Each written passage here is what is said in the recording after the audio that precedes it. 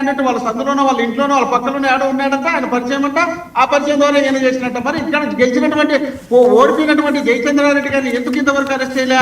మీరు కల్పించినారు కాబట్టి మీరు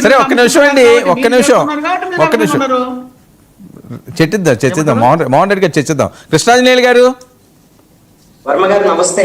ఇది ఇవండి 3 వెర్షన్లు, మీ వెర్షన్ ఏంటి? ఒకటి సినిమాల్లో ఈ మధ్యకాలం గతంలో ఎలా ఉండేదంటే సినిమాలకు సంబంధించి ఏదైనా హీరో ఎలివేషన్స్ ఆ introduction scene, interval scene, climax సీన్లోనో ఈ విధంగా కొంత హీరో ఎలివేషన్స్ ఉంటాయి. ఈ మధ్యకాలంలో సినిమాలన్నీ సీన్కి హీరో కనపడ్డప్పుడల్లా ఎలివేషన్ అనేటువంటి కేజీఎఫ్, సలారు, మొన్న పవన్ కళ్యాణ్ ఓజీ సినిమా కూడా మొత్తం సీన్కి పవన్ కళ్యాణ్ కనపడ్డప్పుడల్లా ఎలివేషన్ సీన్స్. సరే, దాన్ని చూస్తున్నారు కాబట్టి జనం ఆదరిస్తున్నారు కాబట్టి ప్రేక్షకులు వీళ్ళు కూడా అలాగనే తీస్తున్నారు. అలాగనే ఉంది మన తెలుగుదేశం నాయకులు మోకా ఆనంద సాగర్ గారు మన పవన్ కళ్యాణ్ని అడవి రాముడిలాగాను, ఇంకొక వైసీపీ నాయకుడు పెద్దిరెడ్డిని అడవి దొంగలాగా మాట్లాడినటువంటి తీరు కానివ్వండి. అసలు పవన్ కళ్యాణ్ మామూలు కాదు, అడవుల్లో తిరిగి అసలు ఈ విధంగా అభిమన్యుడు, అర్జునుడు అని రజనీ గారు మాట్లాడినటువంటి మాటలు కానీ ఈ ఎలివేషన్స్ చూస్తుంటే కొంత నవ్వు వస్తుంది, బాధ కలుగుతుంది. ఎందుకు అంటే ఈ ఎలివేషన్స్ ఇవన్నీ కూడా వాళ్ళు అధికారంలో ఉన్నారు, ప్రతిపక్షంలో ఉన్నప్పుడు ఏదైనా విమర్శలు చేస్తే అర్థం ఉంది. పవన్ కళ్యాణ్ మొన్న క్యాబినెట్ సమావేశం జరిగినప్పుడు నేను ఒక అద్భుతమైన వీడియో తీశాను, ఈ విధంగా అడవుల ఆక్రమణలు జరుగుతుంది, అవన్నీ కొద్ది రోజుల్లో వెల్లడించబోతున్నానని మన క్యాబినెట్ సమావేశంలో చెప్పాడు అందరికి. ఇంకేమన్నా అసలు పవన్ కళ్యాణ్ వెళ్ళి ఏం తీశాడో ఏందో వస్తుందని చూస్తే ఇప్పుడు ఇది రిలీజ్ చేశాడు. ఇది రిలీజ్ చేయడానికి ఏదో క్యాబినెట్ లో చెప్పి తర్వాత ముహూర్తం పెట్టి దీనికి ఒక ప్రీ రిలీజ్ లాగా ఏదో దీన్ని రిలీజ్ చేయాల్సినటువంటి అవసరం ఏముంటుంది?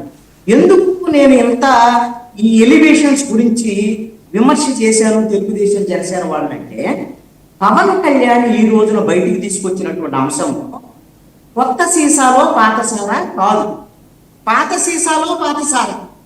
ఇది అసలు విషయం నేను చెప్తాను మీకు. అందుకనే ఈ సంవత్సరాల కాలంలో ఈ ప్రభుత్వం వచ్చిన తర్వాత మీకు తేదీలతో సహా విషయాలు చెప్తాను. మనకి 2024 జూన్ 4వ తేదీన ఫలితాలు, జూలైలో 21వ తేదీన సబ్ కలెక్టర్ కార్యాలయం మదనపల్లి, సబ్ రిజిస్టర్ ఆఫీస్ కాదు, నాకు పొరపాటున రజనీ గారు అన్నమాట చెప్పారు, సబ్ కలెక్టర్ కార్యాలయంలో మొత్తం ఫైల్ దక్కమైంది. ఏంటయ్యా దీని సంగతని అప్పుడు డీజీపీ ద్వారకా తిరుమలరావు వెళ్ళాడు. అప్పుడు ఎందుకని వెళ్ళాడు ద్వారకా తిరుమలరావు? అసలు ఏంటి ఒక సబ్ కలెక్టర్ కార్యాలయంలో ఫైల్ దగ్గర పెడితే డీజీపీ వెళ్తామని అనుకుంటే దాని మీద చంద్రబాబు నాయుడు రెస్పాండ్ ఏమని, ఇదంతా కూడా భూముల కుంభకోణాలకు సంబంధించి పెద్దిరెడ్డి పాత్ర ఉన్నట్టుగా ఉంది, దీన్ని తెలుస్తామని చంద్రబాబు నాయుడు మాట్లాడాడు. కాబట్టి ఇంకేముంది, ముఖ్యమంత్రి మాట్లాడిన తర్వాత వెంటనే దాని సీరియస్నెస్ అర్థం చేసుకొని డీజీపీని వెళ్ళమని ఆదేశించుతారు. డీజీపీ వెళ్ళాడు, ప్రెస్ మీట్ పెట్టాడు, వెళ్తే తెలుస్తాం మొత్తం అని చెప్పేసి చెప్పాడు. వచ్చిన తర్వాత మేము సిఐడి విచారణ జరుగుతున్నాం అని చెప్పేసి అప్పుడు డీజీపీ ద్వారకా తిరుమలరావు ప్రకటించారు. వెంటనే ఇక అప్పుడు సిఐడి ఇప్పుడు సిఐడి చీఫ్ గా ఉన్నటువంటి రవిశంకర్ అయ్యన్న ఆయన కూడా మదనపల్లి వెళ్ళి ఆయన కూడా మొత్తం పరిశీలించేసి ప్రెస్ మీట్ పెట్టేశాడు. ఇంకా తెలుస్తాము ఇదంతా కూడా కుట్రకోణం దాగి ఉంది అనేటువంటి విషయాన్ని దర్యాప్తు జరుపుతున్నారు. జరిపి ఏం చేశారయ్యా అంటే తేల్చారు కొంత. ఏం చేశారు, ఒక రిటైర్డ్ ఆర్డీఓ మురళి ఆయన అరెస్ట్ చేశారు. అదేవిధంగా ఆయన అసిస్టెంట్ గౌతమ్ రెడ్డి అనే అతన్ని అరెస్ట్ చేశారు, సీనియర్ అసిస్టెంట్. అదేవిధంగా మాధవ్ రెడ్డి అని వైఎస్ఆర్ కాంగ్రెస్ పార్టీ నాయకుడు, అతను కూడా అరెస్ట్ చేశారు. ఇవన్నీ కూడా 2025 ప్రారంభంలోనే జరిగింది. ఇప్పుడు 2025 డిసెంబర్ నవంబర్కి వచ్చాము. ఇప్పటికీ కూడా పెద్దిరెడ్డికి సంబంధించినటువంటి భూములు ఏంటి, వ్యవహారం ఏంటి, ఆయన పైళ్ళ కాదా, మరి ఇంతవరకు కూడా పెద్దిరెడ్డి మీద కేసు నమోదు అవ్వలేదు, పెద్దిరెడ్డి కుటుంబీకుల మీద కేసు నమోదు అవ్వలేదు. మరి కేసు ఏమి నమోదు అవ్వకుండా ఇక వీళ్ళు ఏం చేస్తారు, ఏం అరెస్ట్ చేస్తారు, ఇది ఒక అంశం భూములకు సంబంధించి. ఇక ఈ ప్రభుత్వము చంద్రబాబు నాయుడు ప్రకటించాడు, అసలు ఈ రాష్ట్రంలో భూములకు సంబంధించినట్టు వైఎస్ఆర్ కాంగ్రెస్ పార్టీ ప్రభుత్వంలో అసలు భూముల కుంభకోణాలు చాలా జరిగాయి, ఆక్రమణ జరిగాయి. 22A చుక్కల భూములు ఇవన్నిటిని కూడా వీళ్ళు ఆక్రమించేశారు. అందుకని మొత్తం రెవెన్యూ అధికారులన్నీ అప్పుడు ఏదైతే కుంభకోణాలు చేసినా వాళ్ళ దగ్గర నుంచి మొత్తం వివరాలు తీసుకోండి అని చెప్పారు. ఇవి తీసుకొని అంటే మన సిసోడియా ప్రత్యేకంగా revenue secretary and principal secretary ఆయన ఆధ్వర్యంలోనే మొత్తము ఫిర్యాదులు తీసుకున్నారు. దీంట్లో ఫిర్యాదుల్లో వచ్చినటువంటి అంశాలలో మొత్తం వైఎస్ఆర్ కాంగ్రెస్ పార్టీ వాళ్ళు భూములు ఆక్రమించేశారు. అది ఇది పెద్దిరెడ్డికి సంబంధించి అయితే 4 రోజులు 3 రోజులు అన్నారు. 4 రోజులు 3 రోజులు కాదు, ఒక వారం 10 రోజుల పాటు ఒక సీరియల్ గా ఈనాడు, ఆంధ్రజ్యోతి, అదేవిధంగా TV5, ABN, మహా టీవీ ఇలాగా అసలు కథలు కథలుగా 100 ఎకరాలు 1000 ఎకరాలు ఈ భూములకు సంబంధించి మొత్తము ఈ అటవీ భూములకు సంబంధించినటువంటి ఫోటోలు అన్ని వచ్చినాయి పేపర్లో. అందుకనే పాఠశాల అని చెప్తున్నా. ఇప్పుడు పవన్ కళ్యాణ్ తరిపెట్టి ఆయన తీసింది ఏమి లేదని చెప్పడానికి చెప్తున్నా. ఇది పాఠశాల. అయితే మరి తీయటం తప్పు కాదు కదా అంటే ఖచ్చితంగా తప్పు కాదు. మరి మిథున్ రెడ్డి ఈ రోజున ఒక ట్వీట్ చేశాడు. ఏమని? ఇప్పుడు ఈ డిబేట్ లో ఉన్నటువంటి వైఎస్ఆర్ కాంగ్రెస్ పార్టీ నాయకుడు కూడా మోహన్ రెడ్డి గారు కూడా క్వశ్చన్ చేశారు. ఏంటి నిరూపించండి అయ్యా అని చెప్పేసి అడుగుతున్నాడు. నిజంగా ఎవరు నిరూపించాలి? కానీ పవన్ కళ్యాణ్ ఏమన్నాడు మీరు గమనించండి. వీడియో పెట్టి ఒక అడవి మధ్యలో ఈ విధంగా ఒక వ్యక్తిగతమైనటువంటి భూములు ఎలా వచ్చాయని అనుమానం వ్యక్తం చేశాడు.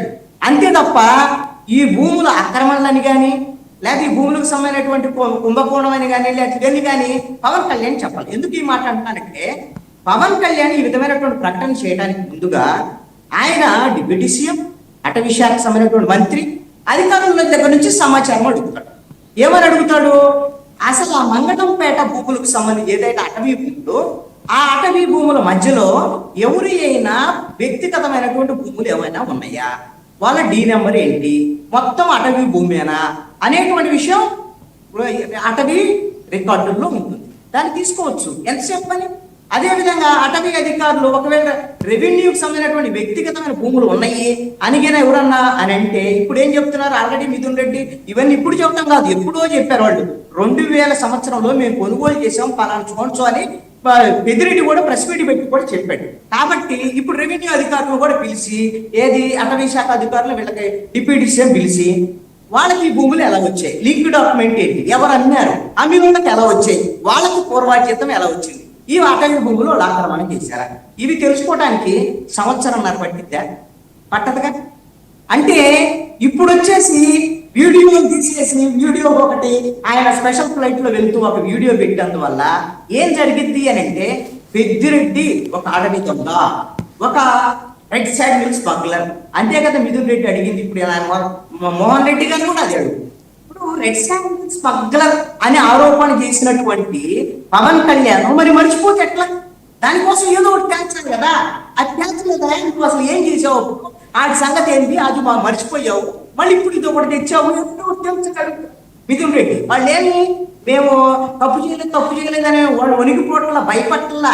ఈ డిబేట్ లో వచ్చే వాళ్ళు వైఎస్ఆర్ కాంగ్రెస్ పార్టీ వాళ్ళు కూడా ఎవరు వనకట్లేదు, భయపట్టలేదు.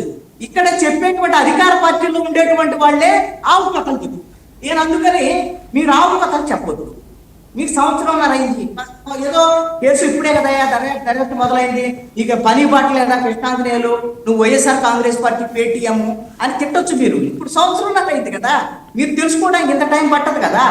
పెద్దిరెడ్డి మీద, పెద్దిరెడ్డి కుటుంబం మీద, వాళ్ళ భూకుంభకోణాల మీద వీళ్ళ పేపర్లో ఛానల్స్ లో వచ్చినటువంటి కథనాలు ఇంతవరకు ఊరి మీద రాలేదండి. అసలు అడవితంలో కాదు, వీళ్ళు పెద్ద ఇది అనేటువంటి విధంగా చేశారండి వార్తలో.